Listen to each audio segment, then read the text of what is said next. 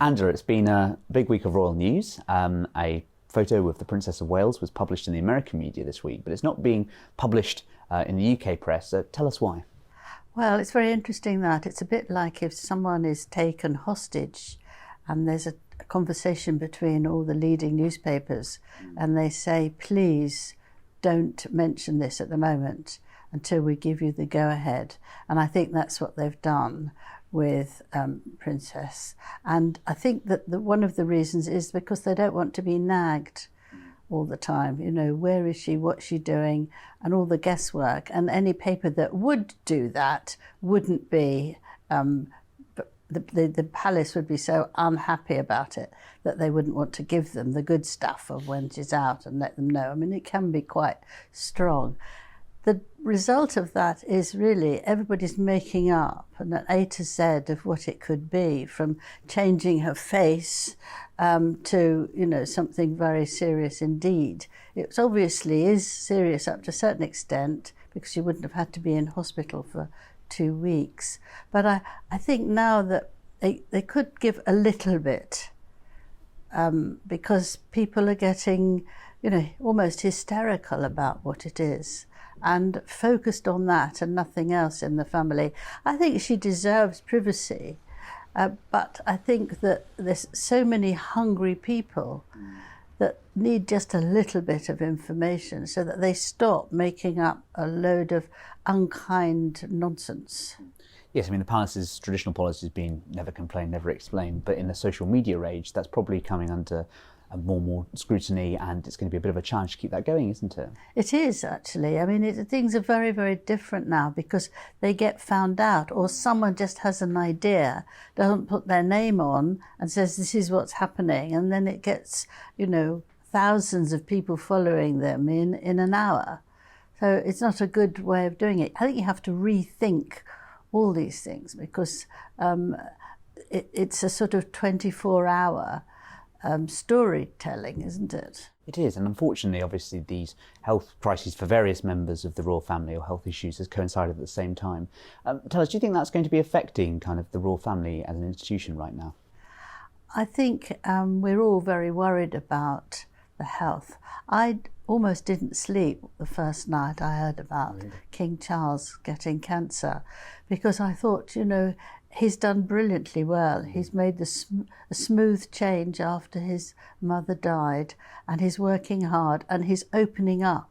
He's much more accessible than he used to be. This is partly his dear wife, Camilla, but I thought, no, he's just got hold of it now, and I think it was really a huge shame. And then you realise that the heir to the throne is very firmly saying he's going to look after his wife and cut right back on doing work for the country.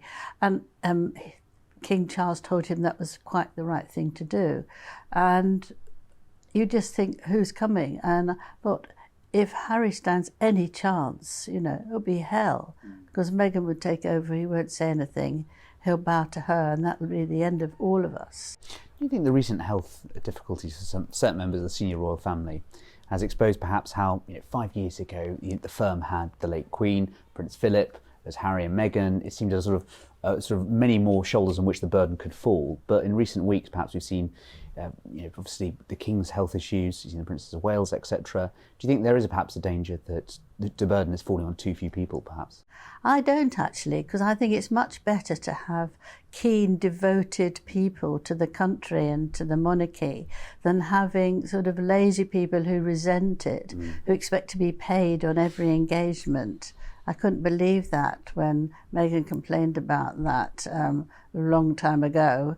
And I think that, you know, you feel that it won't last forever. It's a bad patch, which we all get in our families. And I think that it's much better. You've got Princess Anne. The Duke and Duchess of Edinburgh are very helpful. They get on with their things. They don't make a big fuss, but they really get on with their work. And I think they can spread it out. I thought it was a very good idea for a suggestion that Queen Camilla and, when she's well enough, Princess Catherine, can take over giving the honours to people, so making them knighthood and giving them all the various badges and the level. And I think everyone would be delighted to see Camilla nowadays and throw to bits if Catherine did that. And it's stable, it's in a palace, and it's done very carefully, and it wouldn't be too much work for them. I thought that was a very good idea, because you could take the heaviness of that off King Charles and off Prince William. On a slightly lighter note, this morning the Sun newspaper has splashed a photograph of what is purportedly Prince Harry's former underwear, or one-time underwear, from that Las Vegas experience. And I think the woman who's selling them is getting a sort of nice six-figure sum for them. You were just saying before we get on air about another member of the royal families, or related royal families, plans later this month. Tell us more. Yes, well, with Prince Harry, one of the women who was up there when he was playing, he was abroad, and he had no clothes on, and she's been furious that he didn't include her in his book Spare.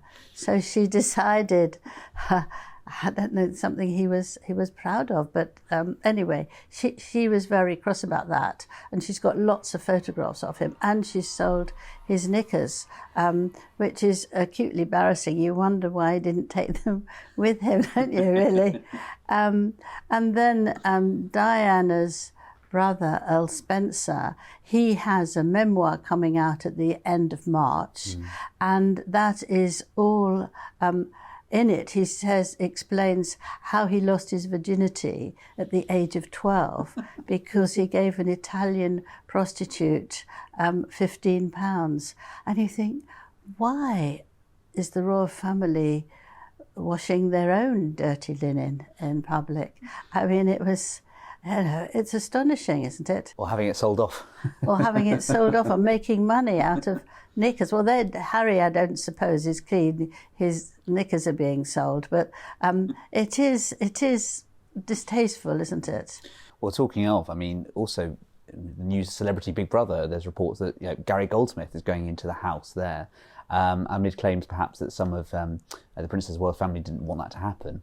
Tell us more about that. I think it's absolutely appalling that he's done that. He goes in and says, I don't want to be a celebrity. But he's in the celebrity programme, isn't he? He said he wouldn't say anything that would upset them, but I think they will be very upset, because all he's known for is to be the uncle of Catherine. He doesn't really stand in his own right as a celebrity. And he said all sorts of things that I find really unpleasant. That he said that William, right, which is not very polite, Will, all that I've seen him all the time, holding out a olive branch to get his brother to come back. Now, I'm under the impression that William doesn't want to speak to his brother, doesn't want to see him, doesn't make time to see him. So I think, is this uncle right? Because that changes the whole thing, isn't it? We think Harry really wants to see his brother, but William doesn't, because he was so rude about himself and about his wife. So I thought that was a strange thing to say. But then he said, oh yes, she's absolutely lovely, but inside even more than outside.